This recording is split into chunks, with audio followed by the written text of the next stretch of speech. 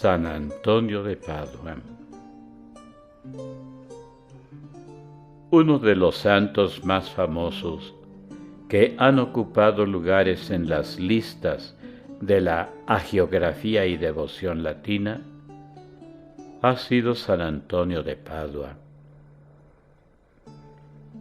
El Papa León XIII lo llamó el santo de todo el mundo,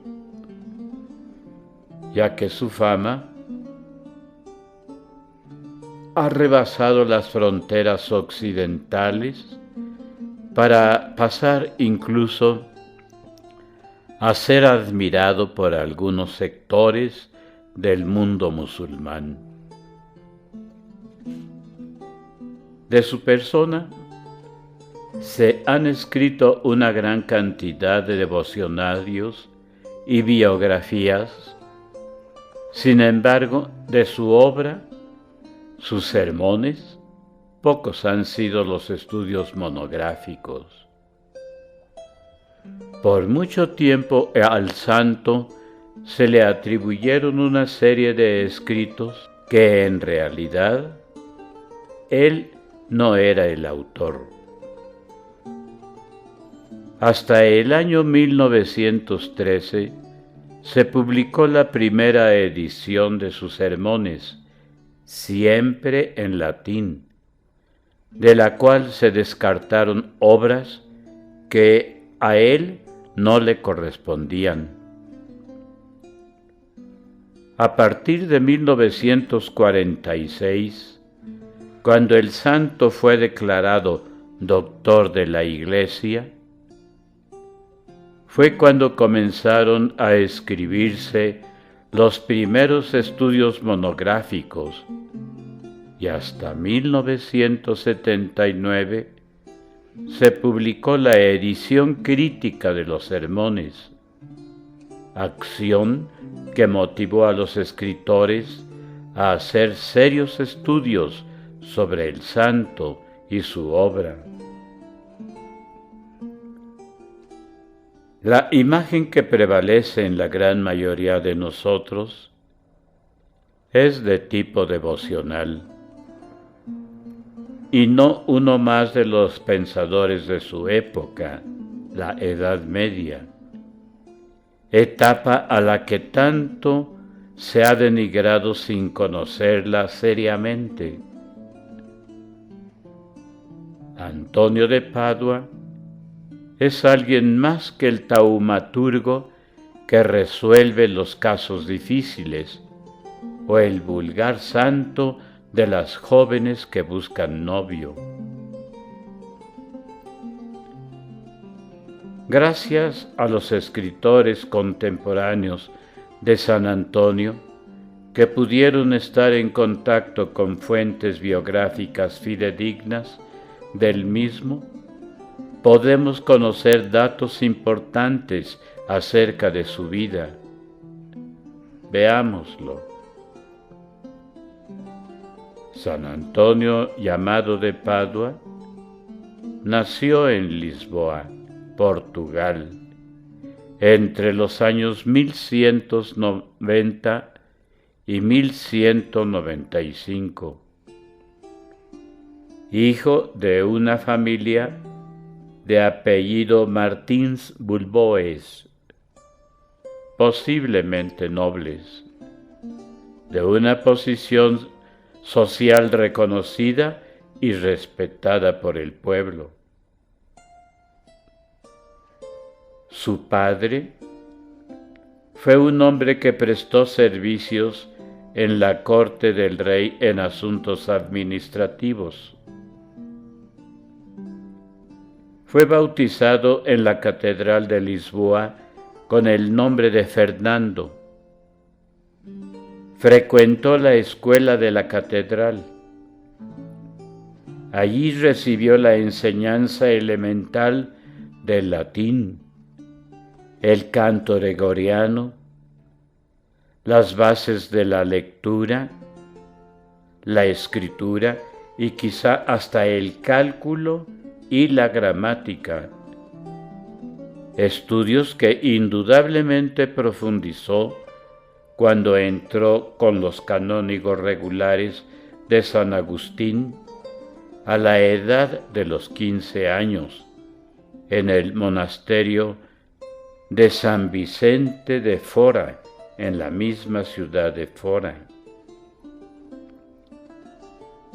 Su permanencia en ese monasterio fue breve, pues para 1212 ya se encuentra en el monasterio de Santa Cruz en Coimbra, donde permaneció unos 9 años, tiempo que dedicó al estudio de las ciencias sagradas y profanas, en particular al estudio de la Sagrada Escritura y los padres de la Iglesia. De los maestros que le tocaron, aprendió a explicar las Escrituras y exponer el Evangelio. En 1220, una vez terminados sus estudios, fue ordenado sacerdote en Coimbra, a una edad entre los 25 y 30 años. Posiblemente en el tiempo que desempeñó el oficio de hospedero del monasterio, tuvo la oportunidad de conocer y tratar a la nueva orden de frailes menores que por ese tiempo se habían establecido cerca de la ciudad. El estilo de vida de los mismos le impresionó y motivó para pedirles le admitieran entre ellos. De modo particular le impresionó la noticia de la muerte de 5 de ellos que ese mismo año fueron martirizados y que muy probablemente conoció cuando de paso para Marruecos se hospedaron en el convento donde él moraba. Ese acontecimiento fue fundamental para la vocación franciscana de nuestro santo, pues a mediados de ese año pasó definitivamente de los canónigos regulares a la orden de frailes menores. Después de recibir el hábito, se estableció con ellos en San Antonio de los Olivos y cambió su nombre de Fernando por el de Antonio. A ejemplo de aquellos 5 mártires, decidió también pedir ir a misionar y a buscar el martirio en Marruecos. En 1220 se embarcó en compañía de otro fraile rumbo a Marruecos. El intento de misionar de Antonio y su búsqueda del martirio se frustraron al poco tiempo de haber partido, debido a que se enfermó y se vio obligado a regresar a su patria para recuperarse. Pero al regreso, la nave que lo transportaba se encontró con una tormenta que la arrastró hasta las costas de Sicilia. Ahí se encontraba ya un grupo de frailes que lo recibió y atendió en su enfermedad.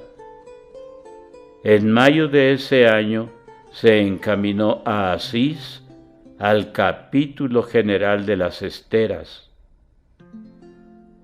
Ahí conoció a San Francisco y al provincial de la familia Romaña, que se lo llevó al eremitorio de Monte Paolo, cerca de Forlì. Al predicar, por orden del superior, el sermón de la ordenación sacerdotal de unos religiosos, dejó sorprendida a la asamblea, predicación que tuvo que hacer en forma improvisada. Eso le valió el que su provincial le diera el oficio de predicador, dedicándose de esta forma por espacio de un año a la predicación itinerante en el norte de Italia, Emilia-Romagna, Lombardía, Piamonte y Rímini, en donde abundaban los movimientos heréticos, tales como los cátaros, albigenses, beguinos, etc.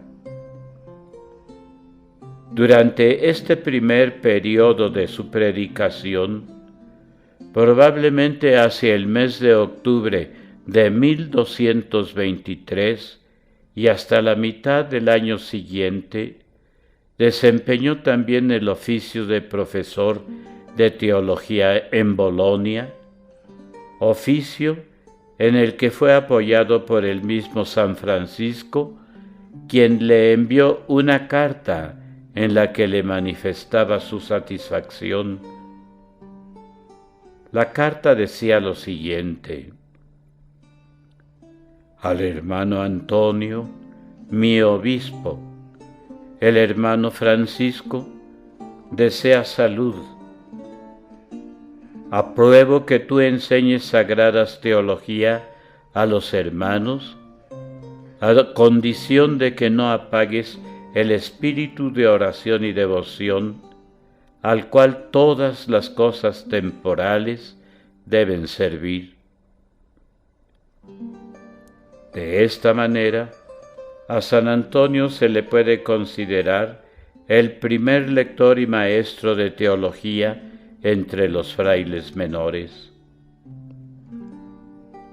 A finales de 1224, San Antonio fue enviado al sur de Francia, donde permaneció hasta finales de 1227.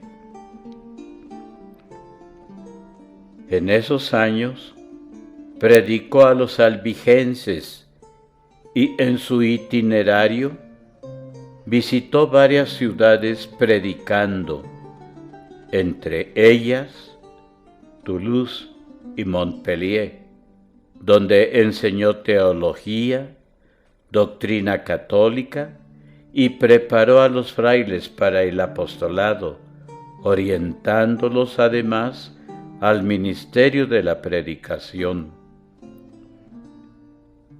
En 1226 fundó un eremitorio y a finales de ese año, en el capítulo de la provincia de Provenza, convocado en Arles, fue nombrado custodio de los hermanos de Limoges. En ese capítulo se realizó el milagro que narra Tomás de Celano de la aparición de San Francisco, bendiciendo a los frailes, el cual es visto por nuestro santo mientras les predicaba.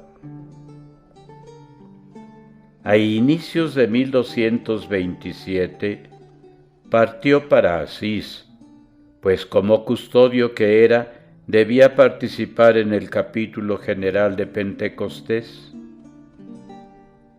Ahí fue nombrado ministro provincial del norte de Italia, oficio que desempeñó hasta 1230.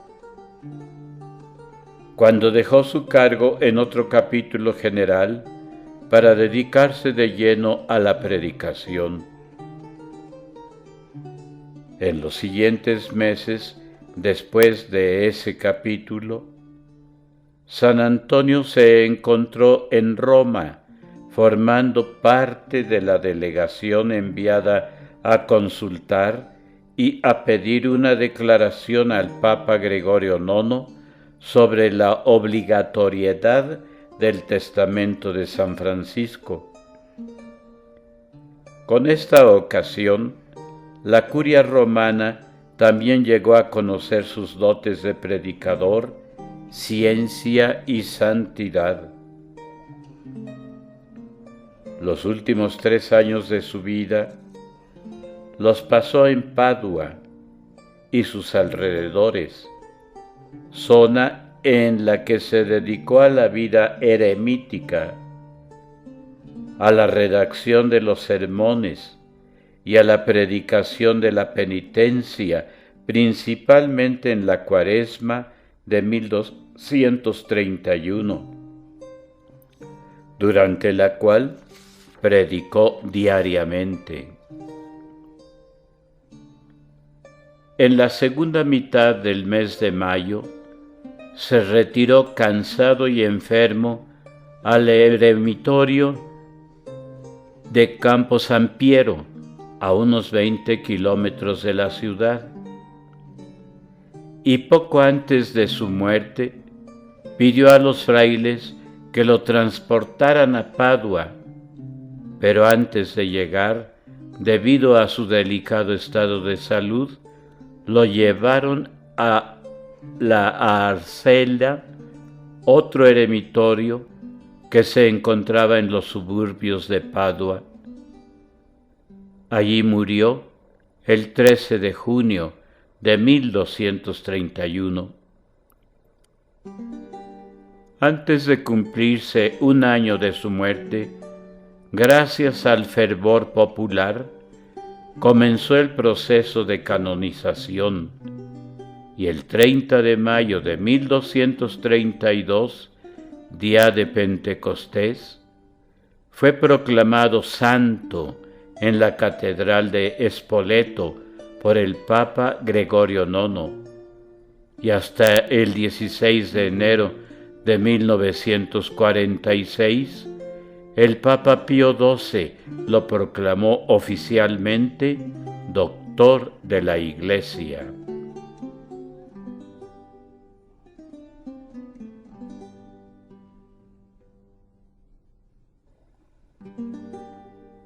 Milagros.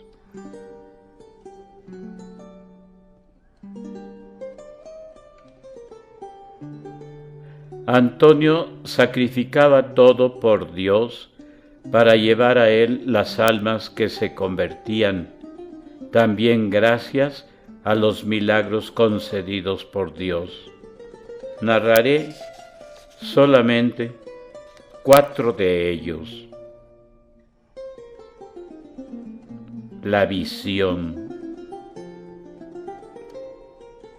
En cierta ocasión que iba de viaje, Antonio se hospedó en una hospedería. Mientras rezaba solo en la habitación, el dueño que lo hospedó, espiando a hurtadillas por una ventana, vio aparecer entre los brazos del beato Antonio a un pequeño niño, guapísimo y alegre. El santo lo abrazó y besó, contemplando su rostro con empeño incesante. Aquel ciudadano, atónito y extasiado por la belleza del niño, fue pensando entre sí de dónde habría venido un niño tan gracioso. El pequeño era el Señor Jesús. Él le reveló al beato Antonio que el hospedero estaba observándolo.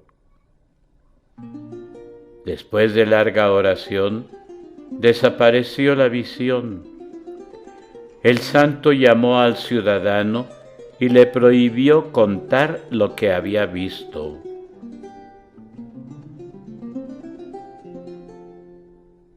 El sermón a los peces. Fue en cierta ocasión Antonio a predicar la palabra de Dios, cuando algunos herejes del lugar intentaron disuadir a los fieles que acudieran a escucharlo.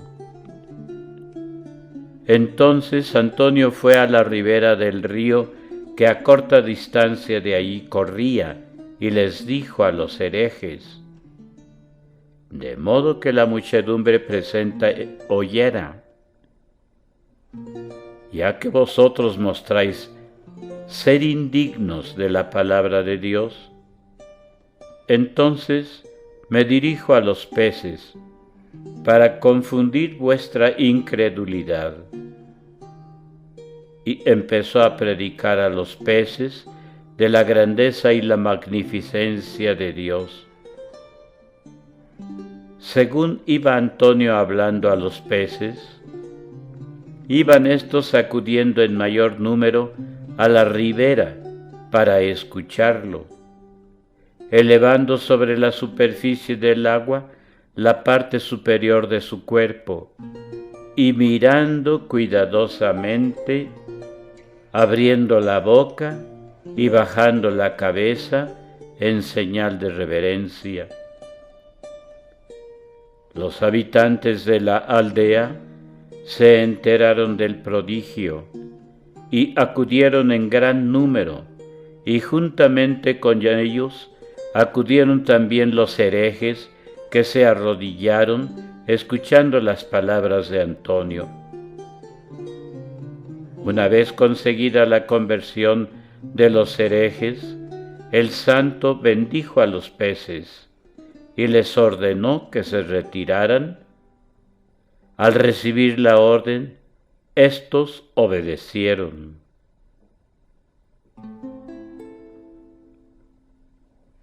La mula.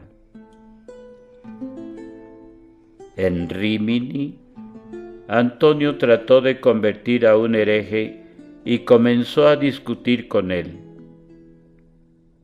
El tema de la discusión era sobre la presencia real de Jesús en la Eucaristía.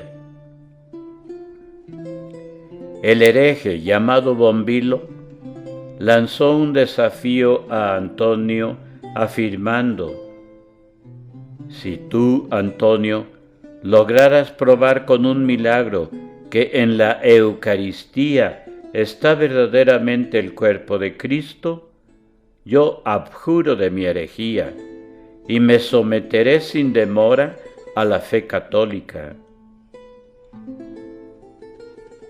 Antonio aceptó el desafío porque estaba convencido de conseguir de Dios cada cosa para la conversión del hereje. Entonces Bonfilo, invitando con la mano a callarse, dijo: yo tendré encerrada mi mula por 3 días, privándola de la comida. Pasados los 3 días, la sacaré ante la presencia del pueblo, le enseñaré el forraje preparado. Tú, mientras tanto, estarás por el otro lado con aquello que afirmas ser el cuerpo de Cristo. Si el animal hambriento rechaza el forraje y adora a tu Dios, yo creeré sinceramente en la fe de la Iglesia. Antonio aceptó, rezó y ayunó los 3 días. El día establecido, la plaza estaba repleta de gente, todos en espera de ver cómo iba a acabar aquel desafío. Antonio celebró la misa delante de la muchedumbre numerosa, y luego con suma reverencia lleva el cuerpo de Dios ante la mula hambrienta que fue llevada a la plaza.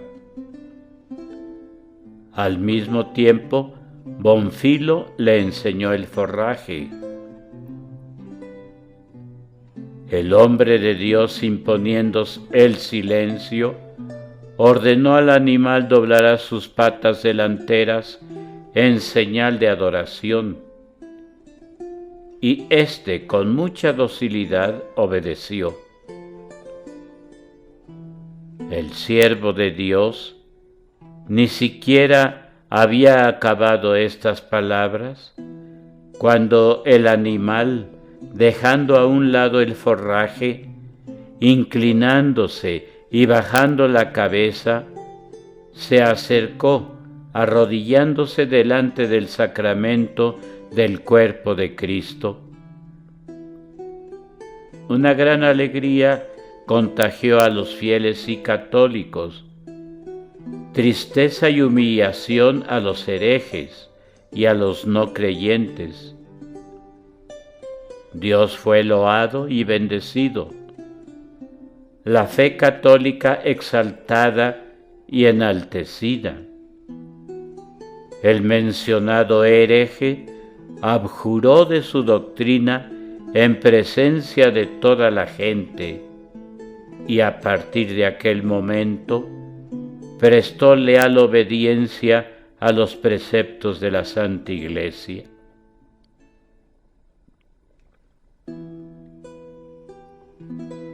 El pie reanudado. Mientras confesaba, Antonio recibió un chico que por un arranque de cólera cogió a patadas a la madre. Antonio comentó que por una acción tan grave habría merecido que le fuera amputado un pie, pero viéndolo sinceramente arrepentido, lo absolvió de sus pecados. El chico tomó una hacha y se cortó el pie, emitiendo un fuerte grito. Y fue donde Antonio, acusándolo del acaecimiento. Entonces Antonio fue a la casa del chico y reató a su pierna sin que quedara cicatriz alguna.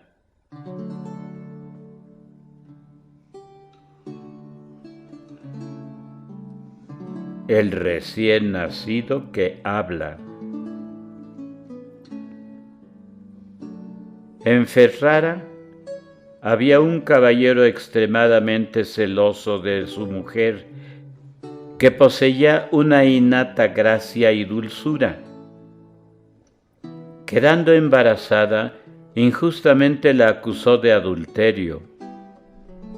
Y una vez nacido el niño, que tenía la tez oscura, el marido se convenció aún más que ésta lo hubiera traicionado. Al bautismo del niño, mientras el cortejo se dirigía a la iglesia con el padre, parientes y amigos, Antonio pasó cerca de ellos y, sabiendo las acusaciones del caballero, impuso el nombre de Jesús al crío, preguntando quién fuera su papá. El niño, nacido de poco, apuntó con el dedo hacia el caballero y luego con voz clara dijo: «Este es mi padre». La maravilla de los presentes fue grande, y sobre todo aquel del caballero, que retiró todas las acusaciones hacia la mujer y vivió felizmente con ella.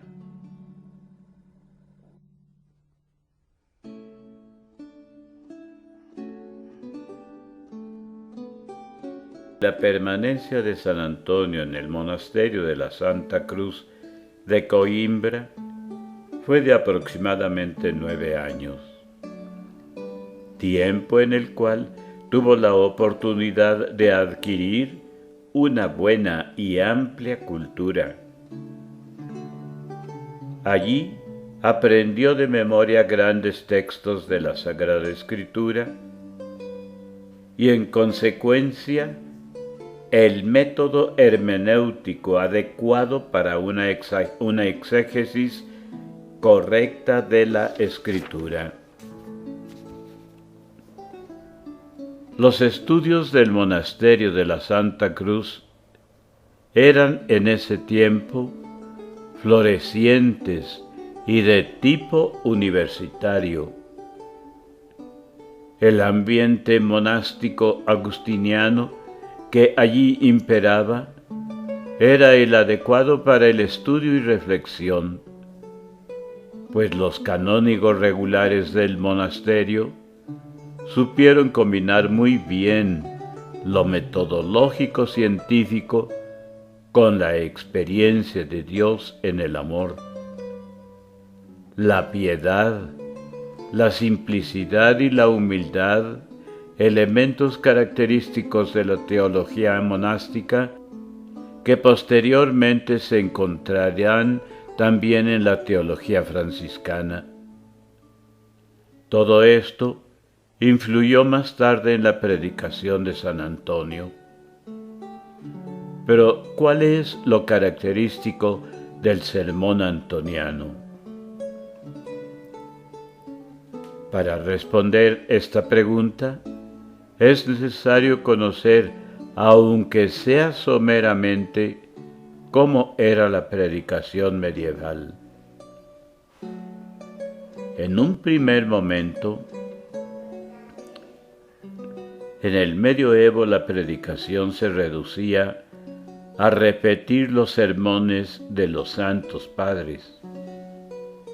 Pero poco a poco se fue abriendo camino a un nuevo estilo de sermón, que se reducía a predicar sobre los elementos que ofrecía la liturgia. Es decir, se comentaban los evangelios, las epístolas y de modo particular las lecturas correspondientes a la misa del día, tratando de mostrar la relación temática que existía entre los textos y el tiempo litúrgico en el que se encontraban. En ese ambiente y género de discurso se ubican los sermones de San Antonio, que no se limitaban a la exposición del texto bíblico, sino que ofrecían también lineamientos para la exposición de la doctrina teológica y moral de la tradición. En cuanto a la técnica del sermón, debemos recordar que los sermones universitarios siempre debían ser en lengua latina, a diferencia de los que se tenían delante de los fieles, que debían ser predicados en lengua vulgar. San Antonio empleó ambas técnicas. Cuando se dirigía al pueblo, que fue la mayoría de las veces, usó esta segunda. En cambio, para los sermones que conocemos, todos están escritos en latín. El fundamento de su predicación fue siempre la Sagrada Escritura. El predicador comenzaba su predicación exhortando a los oyentes a orar por él, para pasar enseguida a enunciar el tema, explicando a continuación el significado de cada palabra del enunciado. Su división, que ordinariamente consistía de 3 partes. Aquí se ponía a prueba la capacidad del predicador, en cuanto que la división debía armonizar en el conjunto con el significado principal del tema. En el desarrollo del tema se hacía recurso de otros elementos, por ejemplo, las etimologías o los 4 sentidos de la escritura: literal, alegórico, anagógico, tropológico o moral. Todo terminaba con el epílogo o conclusión del sermón. En el caso específico de los sermones dominicales de San Antonio, es necesario conocer cómo están estructurados.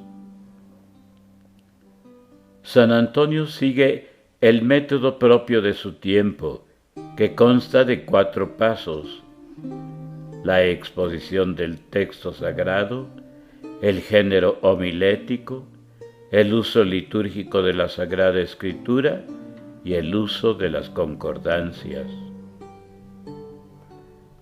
La exposición del texto sagrado no consistía solamente en leer un pasaje de la Sagrada Escritura, sino además se explicaba su sentido literal o histórico y los diversos significados espirituales, alegórico, tropológico y anagógico. El género homilético constaba de un prólogo, la exposición del tema y el epílogo. Era este y es el instrumento a través del cual se transmite la doctrina y se exhorta a conformar la vida de acuerdo con ella. Para comprender cada sermón de San Antonio, es muy importante tener en cuenta el ambiente de la composición de los mismos y las condiciones sociales, políticas y culturales de su composición. En general, el ambiente histórico del tiempo de San Antonio responde a un clima de movimiento en el que se buscaba la definición y se comenzaban a señalar los límites de competencia y función en los diversos ambientes de la sociedad de entonces. Es el tiempo en el que el imperio y el papado luchaban por la supremacía de autoridad como sobre los cuales la sociedad había formado entonces su conciencia de unidad, pero con la protección de intereses políticos, económicos y morales, el ideal de unidad se desvanecía. Era un tiempo de crisis y renovación para la Iglesia, pues día a día perdía parte de su auseñorío temporal y se le exigía más su principado espiritual. El uso litúrgico de la Sagrada Escritura prevé para cada sermón 4 temas de la Biblia, llamados cuadriga, para ser expuestos: uno del oficio divino, lo que hoy se llama oficio de la liturgia de las horas, llamada historia, por estar tomada del Antiguo Testamento. Los otros 3 son tomados de la misa dominical: introito, epístola y evangelio. El uso de la concordancia, que unifica los 4 temas de cada sermón y explica cada tema con base en sentencias de la misma Escritura. La concordancia, en efecto, es el género según el cual la Escritura se interpreta a partir de la misma Escritura. Los sermones están aún dentro de los esquemas escolásticos, en cuanto que fueron compuestos especialmente para los profesores y los oyentes con cierta cultura. Así se deduce por la manera de conducir el discurso y de argumentarlo. Por ejemplo, en el uso del prólogo, Antonio no intenta captar la benevolencia del público, sino que siente el deber de enseñarles el método de la predicación. Los argumentos de los temas no están construidos por silogismos, sino con notas tomadas de las fuentes como la Sagrada Escritura, los Santos Padres, etc. Todo esto exige por parte de San Antonio una preparación que hoy llamaríamos científica y por parte de los oyentes una dedicación seria al estudio. Probablemente por ello San Francisco le escribe en su carta que le agrada que enseñe la Sagrada Teología a sus hermanos, pero le pone una condición, con tal que no apague el estudio, el espíritu de oración y devoción, al cual todas las demás cosas temporales deben servir. Conclusión. Entre San Antonio y el santo fundador de la orden franciscana, Francisco de Asís, hay un gran paralelismo. A ambos les interesa alcanzar lo más pronto posible la santidad. A Francisco, por el servicio a los demás. Es por eso que le interesa ser siempre el menor de todos.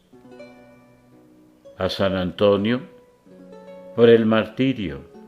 Por ello pide a su provincial le envíe a Marruecos para predicar el Evangelio, sabiendo que esto le traería como consecuencia entregar la vida, ejemplo que había visto en los primeros 5 mártires franciscanos que se habían hospedado en su camino a ese sitio en su monasterio y había contemplado sus cuerpos sin vida y decapitados en su retorno de Marruecos, ejemplo que él quería seguir.